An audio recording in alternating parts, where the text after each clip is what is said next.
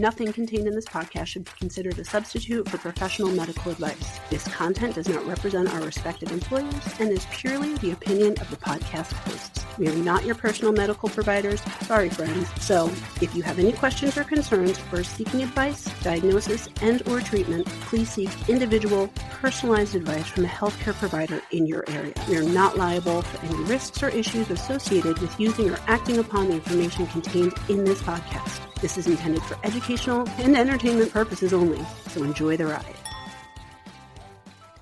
Welcome to Medical Media Mixer, the perfect cocktail. I'm Nicole Peniston, psychologist. And I'm Tara Prisco, physician assistant. All right, take two on a Monday night. Monday night, 2 drinks in. I'm ready to go. Yeah, I did. There's still definitely alcohol in it, but I did a lighter. Do you remember when we did the Guy Who Wants to Live Forever, that episode? Mm-hmm. There was that liqueur, the aloe liqueur. So I used that and a little vodka, some squeeze of lime, and some seltzer. I figured like a light drink. Yeah, I need to try that aloe liqueur. Wait, no, I did try it at your house. You made it for me. It has like cucumber in it too, I think. It's very. I love cucumber. Oh, you know what I should have done? Because it has like a cucumber watermelon feel. We have watermelon. I could have mashed up watermelon. I should have thought of that. Muddled watermelon and like a sprig of mint. Yeah. Chef kiss. See? Look at that. We're making our own coffee. Any other interesting news? So as I said, I'm going to Cape May this weekend. My friend was supposed to go down with her husband, but they had some family stuff, so they offered the trip to me and our other friends. We're going to go down for the weekend and maybe hit up a winery, have a little girls' night. Yeah, Cape May's so cute.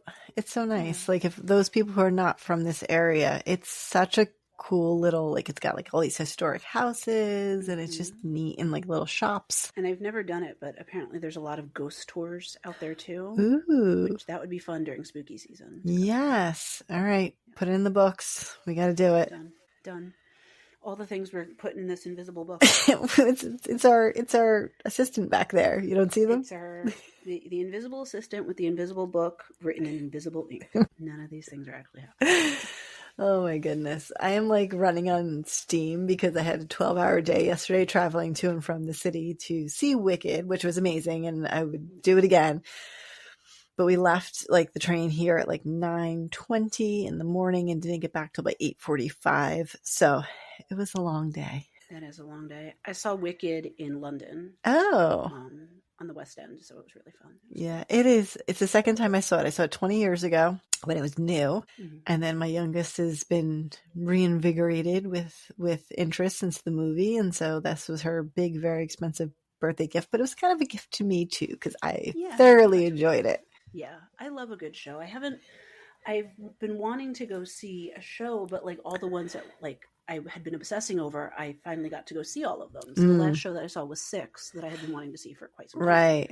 So now I'm like, what's my next show going to be? And I keep hearing good things about the Stranger Things show, but it was so expensive when it was in previews. And like, that's a lot to pay for like a show that like you don't know if it's going to make it. A lot of people have been talking about The Outsiders. I never liked the book. Or the movie or the book. Well, my thing is, I felt like it was imposed upon us. Right. Well, we were forced to watch it. All I just remember is Pony Boy. That's about all I remember. But I feel like it's a very serious thing to make into a musical. So I'm a little concerned about how that translates. Yeah. You know what I would have loved to see, but we missed our window, was when Newsies was on Broadway. Yeah, that's fun. Amazing. We also hit up Madame Tussauds Wax Museum, which is so much fun. My little one didn't know who half the people were. I'm like, I'm going to take a picture. Don't worry. We'll take a selfie with this one. That's so funny. I've never been to the one in New York. I've been to the one in Vegas. I've been to the one in London. Did we go to the one in Vegas together way back a million years ago? I think so. Because I've been to the one in Vegas like multiple times. Yeah, I think we did. It was cute. It was fun. It was worth it to kind of kill a little time, and just to have a little fun and take some pictures. And, it was cute. It was fun. Maybe I need to do an episode on wax museums because the idea of it is really bizarre. If you think about it. Is there some sort of like creepy psychologic thing to like almost human? Is there a term, like a word for that? Like so realistic. ChatGPT? No, but like so realistic looking that it makes you feel creepy. You know what I mean? Like I'm sure there's something, but what I'm thinking of more is like I believe, and I could be wrong on this, that whole idea originated from that first back in like Victorian times when they would do like a death mask of people. Yes. So I feel like it's somehow connected to that. Yeah. And that is creepy. It is, because they had in here like Madame Tussauds death mask of like what she would have looked like, I guess, and her husband, I think. Mm-hmm. Yeah. Yeah. There is something like creepy about sometimes when you walk in and you get this feeling of like, wait, which ones are these the fake ones? Like, because you just see there's people moving and people not moving, and it takes you a second for your brain. For a horror movie. Yeah. It's meant for horror movies. They had a horror section that said, do not go here unless you're over 13 because you're going to be scared. So we didn't go in that section. I was going to say, so you guys didn't go. No. Although you were well over 13 and you would not have gone. No, I'm not a scaredy cat. I'm not. I don't like jump scares. I don't mind other things. I don't like a jump scare. I don't like it, but I'm not. Yeah, I'm not. I don't favor it per se, jump scares, but I would do it anyway. I prefer like psychological horror where you have to like think about, or like all those new movies that are coming out that are like body horror and like stuff like that. I prefer. Yeah. To, like just somebody jumping. Right. I know what you mean. I know exactly what you mean, but I would have done it. I'm not scared. I swear, I'm not scared. So shall we get into it? Sure. So today, my cocktail is called the Sleeping Beauty cocktail. Ooh. So it is 2 ounces of vanilla vodka, 1 ounce of raspberry liqueur. I use Chambord because I love Chambord. 4 ounces of Sprite and cherry for garnish. So you put the ice, the liqueur, and the vodka in a shaker. Shake vigorously until well chilled and combined. Strain into a cocktail glass filled with ice, top with Sprite. Stir to blend the flavors, not the favors, and garnish with maraschino cherries. And then there were some pro tips for a sweeter twist. Substitute Sprite with a lemon lime soda, which I'm like, that is a lemon lime soda. Yeah. Or add a splash of grenadine. So I added a splash of grenadine to make mine look a little bit more pink, red. Yeah. And then to make it extra special, you can rim the glass with sugar or add some edible glitter. Girl, that's a little too much. For that. For a Monday night a second recording, ain't nobody got time. Nope. For that. I'm sure it tastes and looks amazing if you do that. I was not doing that tonight. Yeah, but I like it. It sounds cute. And it's pretty tasty. Like I said, I like Chambord, so I like that in most things. I did add a touch more Sprite than I should have just because it is a Monday night and this is my second drink, so I had to water down a little bit. A little bit. So today, I'm going to talk about a film that I have watched actually a total of 3 times without realizing it. So it's not Sleeping Beauty. It's not Sleeping Beauty. It's not. And the weird thing is at one point they reference Snow White, which I'm like... See, that's where I got that from. I said something about Snow White when I was like, what's your topic today? Snow White? No, Sleeping Beauty. So the film is on Netflix and it is called Life Overtakes Me. And so it's filmed in Sweden. It's a Swedish-American documentary. My syllables are all out. And then in English, apparently, it's called The Apathetic Children. When I saw it, it's called Life Overtakes Me. The Apathetic Children. That sounds like a great one. Yeah, it's not the best English translation. No. I think it's supposed to be the direct translation from Swedish of De apistaka barren. Okay. So I think that's the literal translation from Swedish. Doesn't sound so good in English. Yeah, doesn't carry very well. So it was originally released on Netflix in June 14th, 2019. So I think this is why I watched it multiple times. Because I know I watched it at one point during the pandemic when we were all locked down and had nothing to do. And then I know I watched it a second time because I totally forgot I saw it. And then when I was looking for ideas, I started watching it again. And I was like, wait a minute. I've seen this, but I still watched it. So if I can watch it 3 times and enjoy it all 3 times, it's pretty good. Yeah. I worry about my own memory for not remembering, but I also think if anyone's watched it or if you decide to watch it, it is a very kind of, I don't know the right word to describe it, but it's a very neutral documentary. Like nothing super exciting happens, nothing like over the top super memorable, but it's like an interesting story. Okay. So I think that's why you could watch it multiple times and be like, oh yeah, I did see this. So, have you watched it or have you heard of it? I have not. Okay. So, it is a Swedish documentary about how... So, what I learned in the beginning of this documentary, all 3 times that I watched it, was that apparently in Sweden, a lot of refugee families go there from neighboring European countries when they're seeking asylum. And so there's a large number of refugee children in Sweden. Okay. And so the film is following this very strange, unusual number of children who suddenly, essentially, well, it's both sudden and gradual, so it's weird. So it's a bunch of children out of nowhere without previous signs gradually lapse into a coma-like state. I feel like maybe I did see this. I told you. This is one of those things you could watch 17 times. I feel like maybe I did. Yeah. So they call it Resignation Syndrome. Okay. Yes. In English, they call it that. Although I have to say, because I have to pronounce this because I love it, in Swedish, it is called Uppgivenhet Syndrome. Ah. Do you know actually how to pronounce words in Swedish? No, it literally is Uppgivenhet Syndrome. Okay. Just all one word. But I could pronounce it, so I was all excited. All that time in IKEA. That reminds me of when I went to Iceland and we rented a car and we got the GPS so we could know where, or maybe we were using our phones. I don't recall. Mm-hmm. But the GPS announcing all the street names, I'm like, I couldn't tell you what word that was. I couldn't tell you if that's the correct street name because he's huge. My current GPS says words wrong all the time. There's a street near me called Meadowbrook, and my GPS calls it Medowbrook. The emphasis is on the wrong syllable, as you said earlier. That's what you were trying to get to. I'm so glad you understand that right. That's the movie with the flight attendants, right? Yes. It's a great movie. We should cover it for no other reason. Then we could talk about in-flight emergencies. Oh, like that's right up your alley. It is. And I have an anecdote about that. So, about how I was in a plane that had You were an in-flight emergency. I mean, I am an in-flight emergency daily, but I was not the cause in that one. No. So anyway, back to Life Overtakes Me. So it was nominated for an Oscar for Best Short Subject Documentary at the 92nd Academy Awards in 2020. Those are the ones they probably don't like put up on the... Yeah, they're the ones that like you happen backstage. Yeah. But it did not win, but it was nominated. So that means it's a pretty good documentary.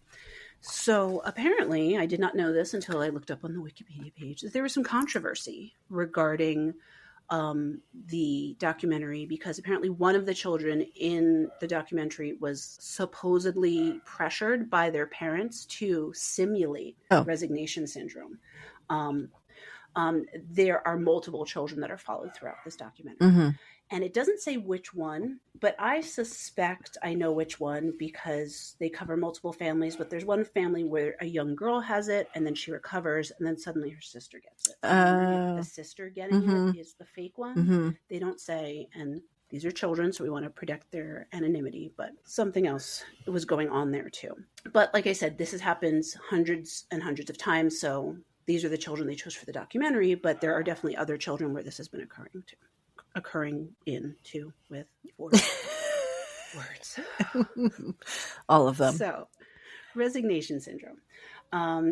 So the documentary follows multiple families who have children who have this, and every single one of these families have sought asylum in Sweden from their home countries, and every single one of these children, at least that they cover in the documentary, their asylum status is in limbo. Okay. And so there's this underlying fear in the family that they may have to go back to whatever country that they sought asylum from. Mm-hmm. And so they think that this is almost like a PTSD reaction for these children. The interesting thing is, in a lot of these stories, these children were very, very young when this is happening. And so their recall or their understanding of the trauma in their home country and why they had to seek asylum is relatively limited. So it's kind of only like knowing from like hearing their parents talk about what happened in their home country. Right. Because like there's one girl in this documentary who I think she's like 5, and they said that they sought asylum from the former USSR when she was like an infant. Okay. So it's like some of this stuff, like, yeah, there's something definitely going on with these children, but like, is it true PTSD? Because they have no recall. Like they're not having those traditional PTSD things like flashbacks. It's more of a somatic symptom. Right. I mean, maybe, just undertaking the stress that they feel from the family. Yeah. And so that's one of the theories. But the documentary starts with this woman who ends up being a pediatrician where she is at one of the homes of this children, basically checking this child's vitals. And this child essentially just looks like she's taking a big old nap Like she's sleeping, you see her chest moving, but the pediatrician like takes her arms, moves her around, listens to her heart rate, does a bunch of like typical things that you would do in a physical, but the child is not responding. They're still just out asleep. And so then they start to talk about it. They do have these kids on feeding tubes. So she has the tube in, I forget what it's called when it's in your nose. Nasal. Yeah. Nasogastric. So they have that. Yeah, she has that, this first girl that they cover. And then you see, there's one thing about this documentary that some people may not like, but I feel like it really resonates with what's going on in it. There's a lot of silence in this documentary. So it's a lot of just watching someone sleep and there's no noise, or watching this kid essentially slumped over in a wheelchair. And it's silence because it's like, that's what their world is. Like, they're not responding to anything external. They're just sleeping. That's probably very profound in the documentary, though. It is. It's very artistic, but it also like really like kind of nails home the point of like, these kids don't appear to be in any sort of distress. They're just sleeping. They're just sleeping through whatever has become too overwhelming. Right. Like so their little brain and body couldn't handle it. Yeah. And so that's the thing. Blood pressure is normal. There's a slightly high pulse rate, but they also feel like it's in reaction to like, if you think about it, like these kids have been sleeping and now there's like 5 people in the room. There's a cameraman. There's the boom operator. Stimuli, so like, maybe it's the stimuli that they're reacting to. But they check their reflexes. Everything is normal. Like all of the typical physical signs that you would think that someone is really struggling because they're not awake, these children don't have. They're just sleeping and not responding to being awoken in any sort of way. And they don't really talk. Like, I don't believe at all they do any sort of CAT scan or brain imaging to see what's going on internally. I don't know if that's because of where they're at. Maybe they don't have access to that, or maybe it's too expensive. I don't know, but they don't really do any neurological testing other than the typical like neuro exam you would do in a doctor's office, which they can't do half of that because these children aren't alert. So they can't do like the eye tracking movement or, all that stuff. You would think that they would just throw them in a scanner of some sort, right? Yeah. But again, this is in Sweden. These are families who have sought asylum. So maybe they just don't have access to that stuff. Right. Or they don't know to ask for it. Right. So like the one family, like I said, they had come over from the former USSR because there was a lot, they had essentially were being threatened by what they allude to as mafia members for extortion and persecution. So they left, but then they also kind of allude to those people being part of the police. And so we do know that there's a lot of political corruptness in certain countries and they can pressure these families and things like that. So they basically said that the only trauma that they can recall this child seeing was at one point they were driving somewhere and they got pulled over by the police, but then when the police came up, they could tell they weren't real police, and they dragged the parents out of the car and started to beat the mother and the father. Oh, wow. And then the mother was able to escape. She grabbed the little girl and ran, but the father did not escape. Oh. And then he did eventually return sometime later, but they said the girl did, know that something was going on, and she said, they took my dad. We have to go find him.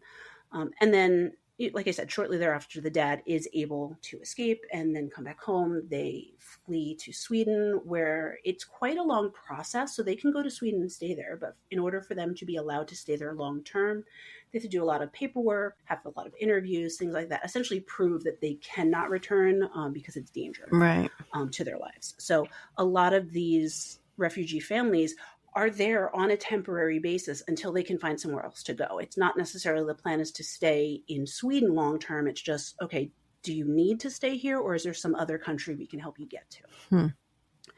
So and this has been going on, this type of asylum seeking, since the late 1990s, I believe. But that's also when Resignation Syndrome was first reported in the late 1990s.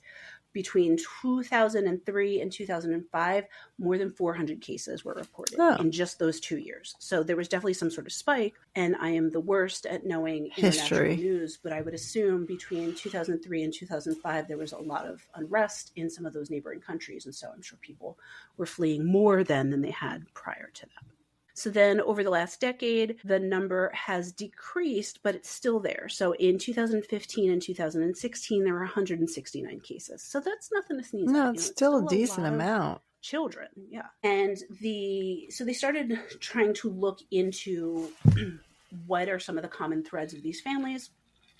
And one of them is a lot of these children were from the former USSR, the Balkans, Roma children. So I believe that's what we used to call gypsies. Yes.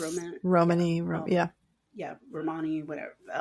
But it's, these families who really don't have a home base that's safe for them. But then they said most of those children were coming with families, so they weren't coming by themselves.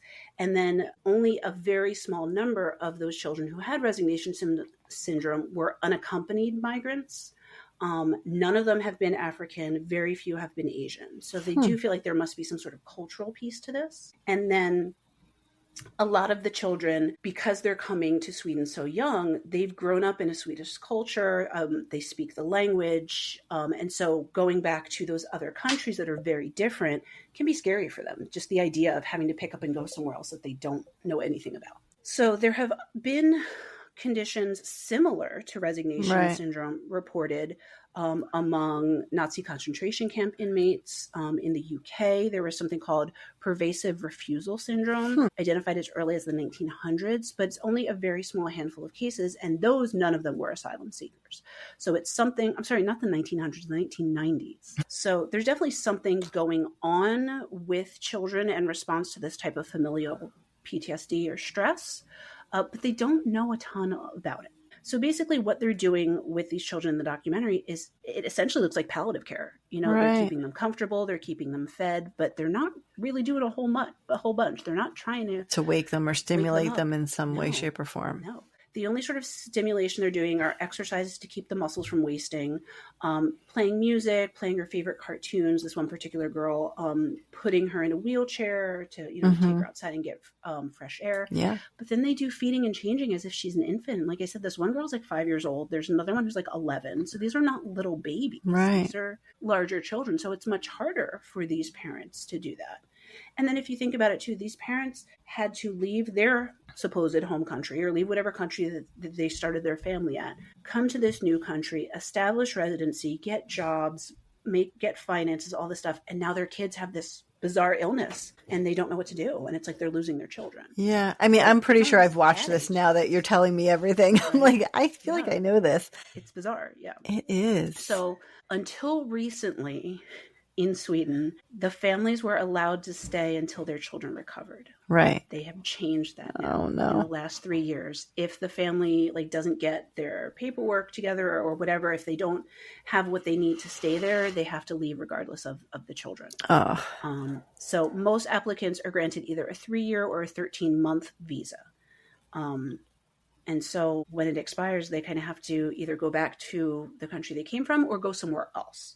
And not to crap on Sweden. It seems like they're doing everything they can to help these families and get them somewhere safe. Right. But they can't do everything for them. Because it's the other thing. I do believe in Sweden they have universal health care. So these children are being cared for. Okay. They're having doctors come to their homes and take care of them and of their children. And they have a place to stay, a temporary residence. And so there's it's a very difficult situation to be in for these parents, just not knowing what's going on with their child and when they'll recover. So in the course of this documentary, as I alluded to before, one particular child does make a recovery.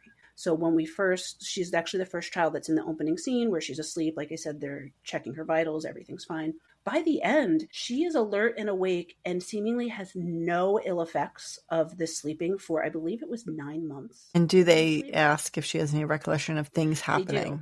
And she says she doesn't remember. She remembers that she was sick, but she doesn't remember anything that happened when she was sick. But even the way that she talks, she seems like a normal 5-year-old. There's nothing unusual about her behavior, her interactions, her motor skills. She's running around the playground and going up the ladder and running down the slide and talking to the camera and smiling and laughing. And it's just what happened? It's like her little body just couldn't handle it. Said, need to turn off. Power down. And that's why they call it resignation syndrome, because these children are kind of resigning to the fact that their life is chaos. So they just kind of opt out for a brief amount of time. Yeah, but it is so interesting that it's specifically refugees, specifically European. I mean, there's plenty of children. Right, specifically children. There's so many other traumatic things or traumatic mass things that happen. Yeah.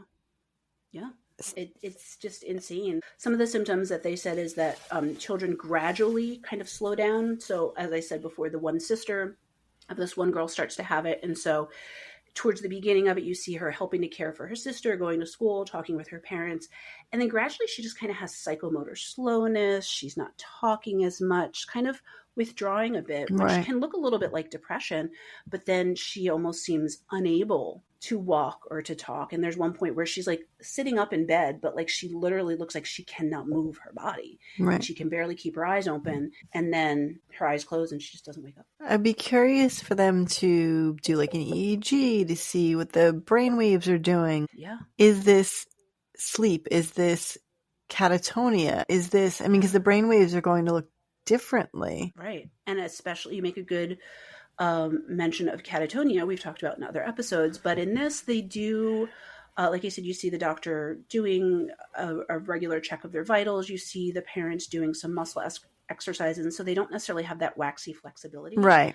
They're not freezing in midair or things like that. But similar to catatonia, not really responding to external stimuli, but it seems like, typical breathing, normal function. But this also feels like the encephalitis lethargica thing. And that was during the war. And so if that was trauma, but that was mostly adults, but that was also trauma. People didn't make a full recovery. Right. Those True. people had lasting damage. True. Yeah. So that's the other part of it. And so they think that trauma is a key factor in the onset of the syndrome. There's a particular doctor who feels like it's a form of protection, kind of putting yourself into a coma to avoid these issues. And I'm not saying that people can't do this, but I don't know if it's that intentional. No. You know what I mean? Just like dissociation isn't intentional. But it's a function of your body. Right. But I think that's what it makes sense that it is. It's a function of your body to protect itself. Yeah. But then, like you said, why do the adults not have that functional protection of themselves? Why is it only these young Something children? Why about is it those only in Sweden? malleable brains. Yeah. It's only in Sweden. We know that there's lots of other countries where children are constantly in danger and there's lots of trauma for themselves and for families, and we don't see that in these countries. But it's almost when they're out of the acute and then they're like, and they just go to sleep. Because they're not in the body has to reset. in the immediate danger where your adrenaline and all your fight or flight is going. Exactly. I was going to say all of your sensory processes have been on fire, alert for so long that now it's almost like the opposite. You right. have to turn it off and restart it like a computer almost. Yeah, like I said, power down like a robot. Yeah. And so there's a really interesting article on the National Library of Medicine about resignation syndrome. And there is a retrospective cohort study in, what year is this? 2021. So pretty recent, saying that separation, not a residency permit, restores function in resignation syndrome. So it's not that being in limbo, it's just the time away from that trauma, the separation from that situation is what is restoring people's function, these children's function. It's not about where do we go next. They could go anywhere next. It's just the longer you are away from it. It's when it comes back. Yeah. And then I believe they say this in the documentary, because I know I'm not making this up. I heard it somewhere. But there had been some children who had more than one incidence of resignation syndrome. So it wasn't like it was a one-off thing and they recovered and they were fine. I don't think it recurred as often in most children, but it did. It happened a couple of times. So it's worth noting that it wasn't like this happens once and then once you're okay, you're okay. It did recur in a couple of people. And then there's a bunch of articles that'll be in the show notes about the same thing. This one article, I don't love it, but I put it in just because it's kind of giving that alternate idea of it, talking about how this is a psychosomatic illness, which we've talked about before. Right. Psychosomatic illnesses are real syndromes. Right. They're real illnesses that people have, but they have a psychological underpinning. Right. But the way this article is talking about it is like, oh, these people are just making it up. They got mental health problems, so they just make this stuff up. Right. That's not what this is. So it's a little disappointing. but they reference a few other mystery illnesses. So mystery of 18 twitching girls in New York. Mysterious sleeping sickness spreads in Kazakhstani village. 200 Colombian girls fall ill with mysterious illness. The mystery of Havana syndrome. So Havana syndrome is with like they thought it was like sound waves or something, right? Yeah, near the military bases. Yeah. That where there's a documentary about that. Yeah, but in this, does it have more of a female predilection?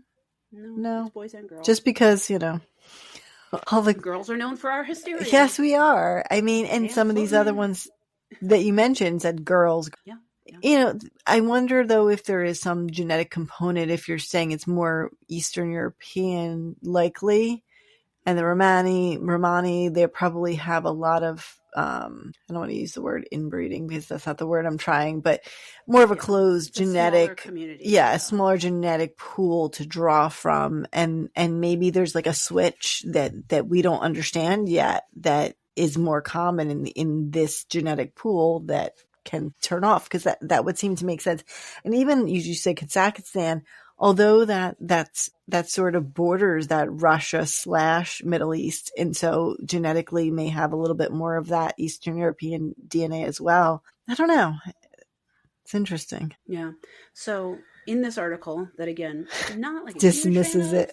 It's not dismissing it. It's more of like playing devil's advocate for it, but it feels a little harsh. So this one line says, "It seemed to me that resignation syndrome was a social disorder masquerading as a medical one." And then it says, "It was clear to me that Swedish children's plight would not be solved by a neurologist or a brain scan. It is a language of distress, and it made me wonder about all the other mystery illnesses and what those children may be trying to say." So they do talk about the American girls. I can tell you about that if you like. Oh, the American girls. Aw. Not those. But in 2011. Oh, darn. It's not like Kit or whatever her name is. And the other one. No. Darn. I thought maybe. Not about Samantha. Yes. Calm down. I mean, maybe they all have trauma. I mean, they do all have trauma. Have you read some of those books? Yeah. I read a couple, and it was, So in 2011, a group of American schoolgirls began twitching uncontrollably, and they were diagnosed by the neurologist with a psychosomatic disorder. But then there was a media frenzy over this diagnosis and a hunt for an environmental toxin that was never found. Right. We've heard of these small things popping up, but this one just seems more significant as far as numbers. Yeah. Yeah. And I feel like over time, too, we've had, like I said, it's been happening since the early 1900s. Right. And it's only been happening in that region. It's only been happening to this group of people. So it's saying something about what they're going through and how they're responding to that stress. So then they talk about hysteria and this. Yeah, hysteria. Love it. That uterus acting up. Stupid vagina. Yeah. So not a huge fan of this article, but I included it because I like to be balanced and talk about everybody's idea of things. Is the article written by a man? It is actually, of course it is. It's not written by a man. No, that's the sad thing. Oh no, it's a woman bashing woman. Yeah, well, whatever. So they basically are talking about what other things it could be and how they followed this one particular girl and how she's doing better now. She's awake. She's not speaking, but there's progress in her recovery. So she eats, she goes to school sometimes, but she's not fully functional as she was prior to it. So I guess even though the article is definitely very, I don't want to say dismissive because it's talking about it, but it's basically saying like, this is a mental health problem. I'm not saying that it's not, but I feel like there's more to it. Right. But mental health is health. Number one. Exactly. And yes, mental health is health. Right. And it is just important as physical. Exactly. So that shouldn't mean dismissive. It should be like, let's look a little further into this. Yeah. Yeah. But I think inevitably what happens, especially as you were talking about before, when these things tend to happen to women, it is then dismissed as being over emotional or not being able to handle stress or things like that. And so it's attributed to these negative things when there might be some truth to it. It could be just really not being able to handle the stress of it. Why does it have to be the woman that can't handle the stress? And like I said before, boys were impacted. Right. And this is younger children who are less likely to be that socially jump on the bandwagon. Like we've seen these other ones you're talking about where it's teenage girls, right? Right. Oh, this one had a seizure. Now this one had a seizure, or this one, I'm going to probably make people mad. This one saw Jesus in the rocks or the whatever. And then this one saw it. And it's teenage. How dare you? You went to Catholic school. How dare you? Yeah. Jesus was in the toast. He was in the toast. Is it Padua in Portugal? Is that the one? But anyway, the point being that I could see that in older children who there's an attention seeking component, but these little ones, and they're probably not necessarily even connected socially. And that's what I was going to say. There's really not showing that these children are part of a community that know each other. Right. Which that may be even more reason why they're having this. They have no one else to connect to, no one else who understands what they've been through. Yeah. No, my theory is, there's a genetic something, and that this trauma, they have a defense mechanism of powering down, right? Yeah. And then, just as I was saying, it does occur in boys as well. So there's a really nice article by the New Yorker that talks about the documentary, but also talks about this one boy. I'll just read this one paragraph because it gives you like a good idea of what these children are like before and then when this occurs. So they said, Gregory is a Russian refugee who came to Sweden with his family when he was 5 years old and could talk at length about the virtues of the Volvo. His doctor described him as the most sweetified in his family. Aww. And he was the most popular boy in his class at school. For his 13th birthday, 2 of his friends listed some of the qualities that he evoked. Energetic, fun, happy all the time, good human being, amazingly kind, awesome at soccer. And then Gregory gets... He learns in summer 2015 that right before he entered the 7th grade, that the migration board had rejected his family's application. And he had to translate that letter for his parents because they couldn't read Swedish. Oh, no. So that's some pretty intense trauma. Yeah. Which I do think a lot of children of families who have immigrated do have to do that translation, which that can be traumatic too, having to tell your parents bad news or just having to be the go-between between your parents and these other adults. It can be really upsetting. And so he tried to focus on school and, do his normal things, go to hockey and play with his friends and hang out. And he told one of his friends that they were going to be deported as if they were criminals. And then he gradually just become more withdrawn and aloof. He stopped speaking in Russian, which he spoke with a lot of his other friends who were Russian, and with his family, he stopped speaking Russian. And then he stopped speaking altogether. And then he physically withdrew. And then essentially he just went to bed one day and didn't come out of bed. Wow. And so he said that he, and I'm guessing this is after the fact, he said that he felt like his body began to feel if it was entirely liquid. His limbs felt soft and porous, and all he wanted to do was close his eyes. Even swallowing required effort that he didn't feel he could muster. He felt deep pressure in his brain and his ears, and he tried to pound his fist against the wall, and he couldn't even do that. The next morning, he could not get out of bed. He couldn't eat. And his little sister fed him Coca-Cola in teaspoons by small sips, and he couldn't even swallow. So pretty quick decline. It was, like I said, it was gradual because he started not acting like himself, but then it was like nothing happens. And then he was basically limp, appeared to be asleep.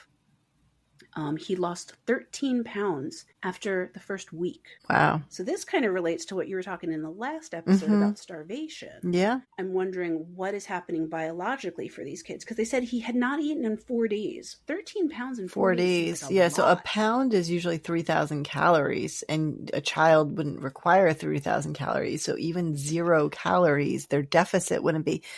But under physiologic stress, that's why patients in the hospital require more calories because they're sick.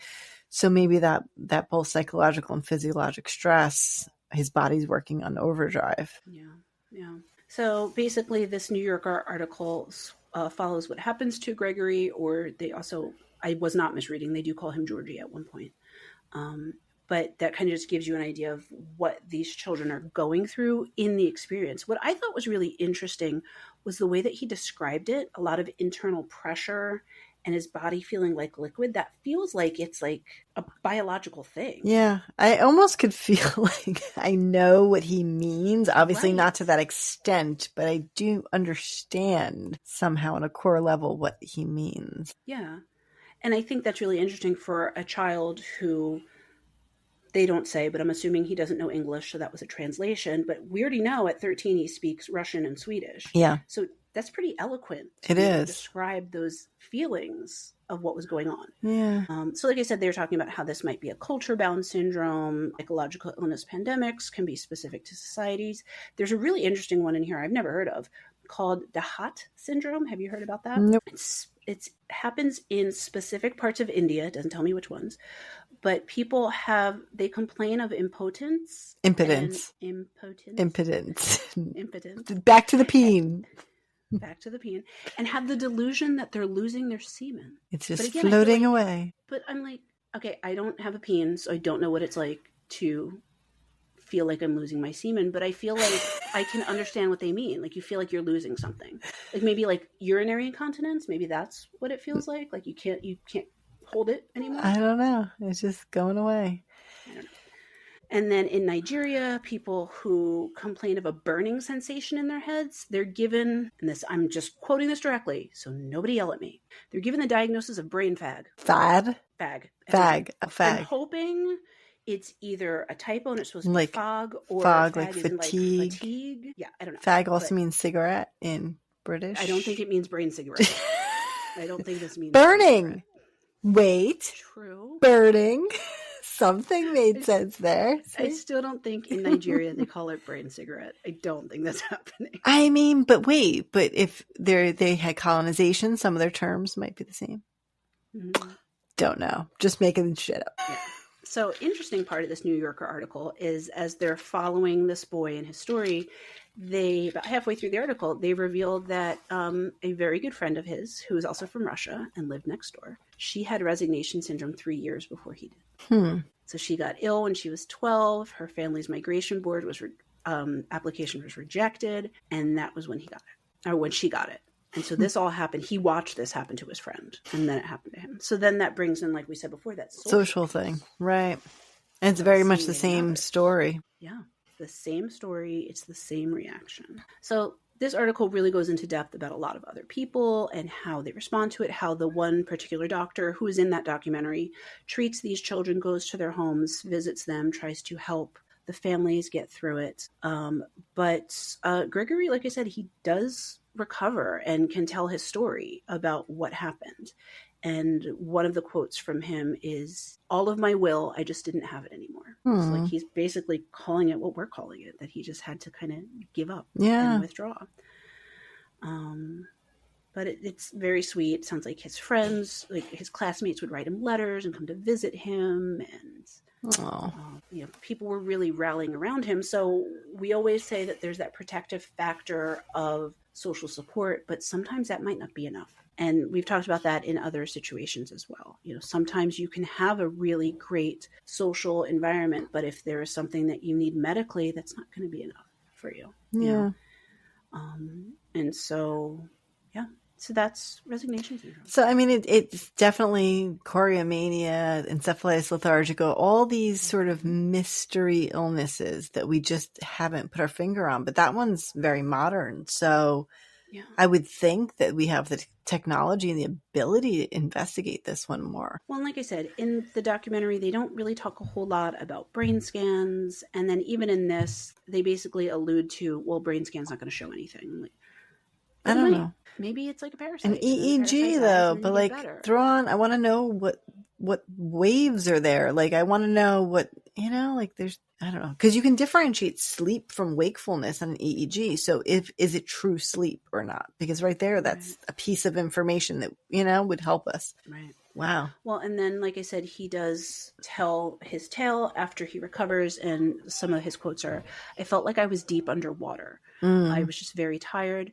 It was not like now. I want to go and run now. You don't have an appetite. It's like my whole body was water." Oh, I love him. I hope he's okay and doing good. Very sweet kid.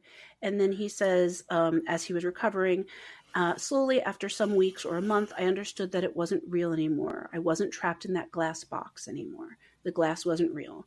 And now I understand that it wasn't real at all. But at that time, it was very difficult because every move could kill you. I was living there. Almost like locked in also. Almost like locked in syndrome, yeah. Yeah, which that could be something that we cover on an episode because I feel like a lot of people don't know much about that. Although there is a movie called Locked In. Okay. It's got like a weird serial killer sort of true crime twist. Okay. But it was a really cool movie, and it talks about how people with locked in syndrome can communicate. I remember when I was a student, one of my co-students had a patient who she really advocated for, even went to like a meeting they had with the family, and she was advocating that this person had locked in, that they had cognition and were able to communicate via whatever blinking. I don't recall exactly what it was. You can use letter boards where you visually track Right. letters and spell. There's lots of different ways to help people with locked in syndrome communicate. Yeah, there's so many crazy brain things. Our brains, like, they just, like I said, protective mechanism. I'm going to turtle. I'm just going to go hide. Like, I'm going to dissociate. I'm going to, like, it's so interesting. And not everybody's, it's not like there's a standard way that you deal with it. Yeah. Yeah.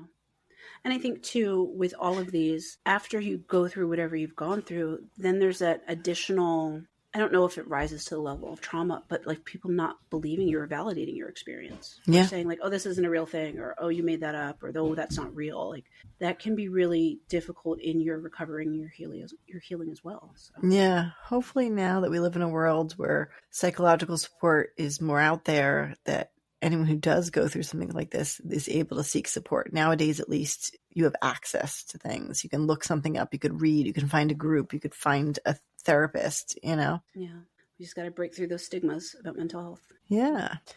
Well, that was my episode, guys. I know. And I talked way too much again. But it's cool. We're good. I think we hit an hour. We're good. We're good.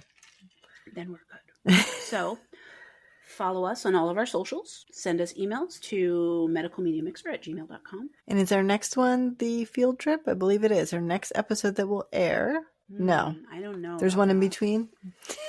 I'm falsely speaking. Look at our document. You're a liar. You're I'm a dirty liar. There's one more. It's supposed to be, but who knows? TBD. There's going to be a fun one, though. Yes. So keep listening. Field trip. Yes, field trip. One of many, hopefully. I hope so. All right. So thank you for listening to Medical Media Mixer. The perfect cocktail. Cheers. Cheers.